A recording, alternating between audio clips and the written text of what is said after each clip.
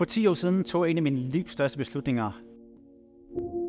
Jeg flyttede fra Danmark til LA for at udleve min drøm som kunstner.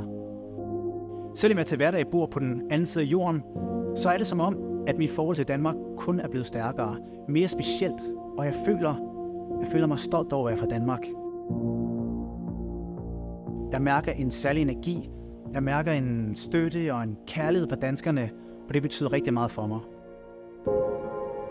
Det er også en af grundene til, at jeg over længere tid har arbejdet på et specielt værk, og det hedder Vores Danmark.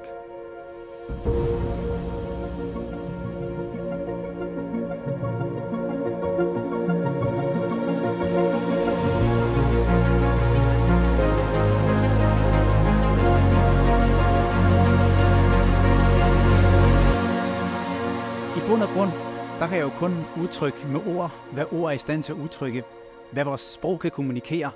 Og maleriet Vores Danmark, det er meget dybere end det. Det er erindringer, følelser og oplevelser. Det er min rejse som kunstner. Det er min opvækst i et land, som jeg elsker dybt. Det er den her utrættelige danske ånd, og mine forældre, der altid har sagt til mig, at jeg aldrig skal give op.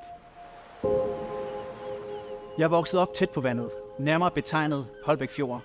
Og det første, jeg ser, når jeg lukker øjnene og tænker på Danmark, så er det den her helt vilde, kontrastfulde og næsten saftige solnedgang, der spejler sig i fjorden. Og jeg tror, at det ubevidst også har påvirket mine stærke farvevalg i det fleste af mine værker. Men en solnedgang melder mig også om, at der er en ny dag i morgen. Den inspirerer mig til at leve fuldt ud i nuet og værdsætte hvert et øjeblik, samtidig med, at jeg ved, at uanset hvor god eller hvor dårlig min dag har været, så er der en ny dag i morgen. Og det er der bare et eller andet helt vildt opløftende over.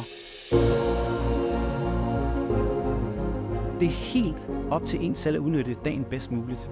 At værdsætte hvert et øjeblik og gøre det bedre end i går. Sige det, du ikke fik sagt. Se de mennesker, du ikke fik set.